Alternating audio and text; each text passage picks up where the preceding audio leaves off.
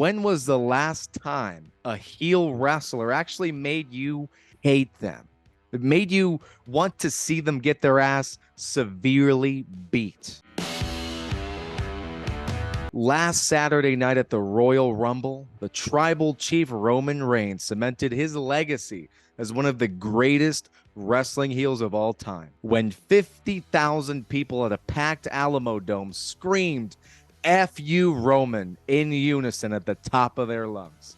And yours truly was one of those 50,000 people, and my voice is still completely shot.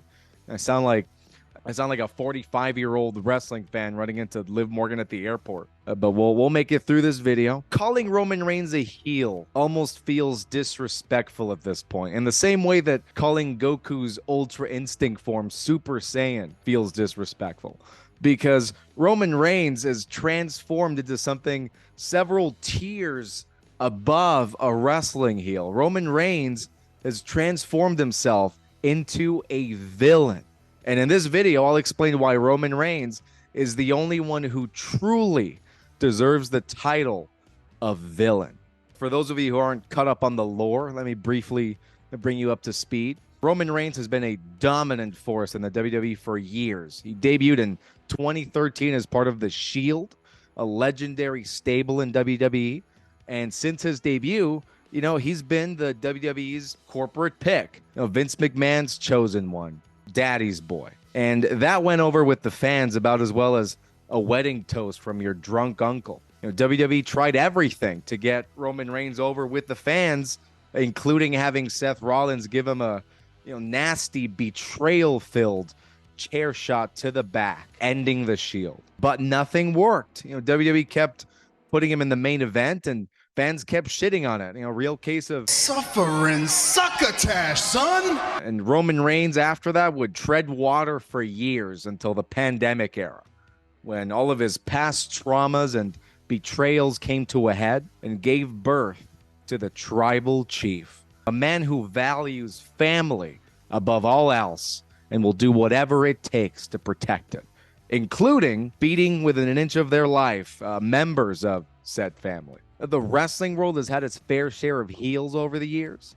but Roman Reigns is the only one who truly deserves the title of villain. He's a master of mind games, and he's got a way of manipulating and gaslighting the people around him that is unmatched. He broke Jimmy and Jey Uso's spirit so completely, so definitively, that they turned into his mindless puppets for years. He berated and abused Sami Zayn in a way that kept him broken down and submissive, while expertly dangling that Uce carrot in front of him, to keep him loyal to the bloodline. And he and his lackeys tortured Kevin Owens in front of 50,000 people, and then proceeded to torture Sami Zayn as well. And to make the entire point of this video, I ask you this: when was the last time a heel wrestler actually made you hate them? It made you want to see them get their ass severely beat? Maybe Edge in 2006. Nowadays, when people talk about heels, people like The Miz, Judgment Day, or MJF come to mind. And I guess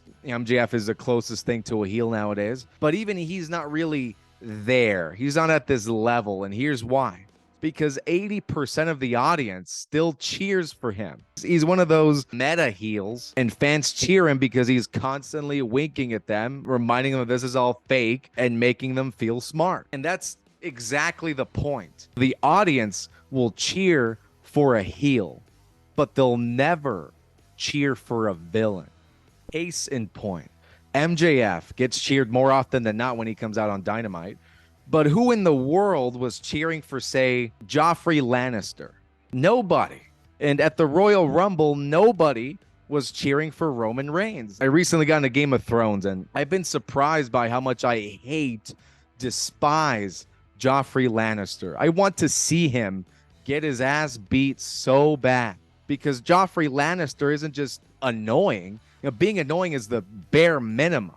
Joffrey Lannister wrongs other characters that you like, in a way that makes you emotionally invested, whether you want to be or not. He kills Ned Stark and constantly makes snide comments to his daughter Sansa about it. He's got a hobby of physically torturing people. He takes whatever chance he gets to abuse Tyrion Lannister and make him feel like he's not part of the Lannister family. Just like Roman Reigns does with Sami Zayn. And just like with Joffrey, we want Roman Reigns' victims to get their due.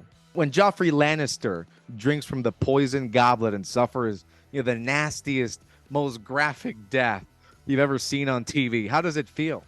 Pretty fucking great.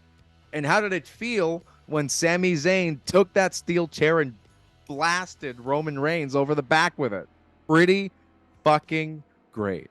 The monster pop when Sami Zayn hit Roman with the chair sounded like when Captain America picked up Mjolnir in Avengers Endgame. There's a reason the Bloodline story has worked so well. It's just classic, nuanced, incredibly well-written storytelling. When it comes to villains in pop culture, we've seen some pretty impressive ones like Thanos from the MCU or Joffrey Lannister from Game of Thrones, as we just discussed. But Roman Reigns is in a league of his own. He's got the charisma, power, and unpredictability of Thanos combined with the ruthless cruelty of Joffrey Lannister. He's the type of villain we only get to see once in a generation. We got to appreciate everything that's going on with the story while it's still happening. For all those reasons and more, the tribal chief Roman Reigns is the most exciting character in the world of professional wrestling right now, because Roman Reigns is not just a heel.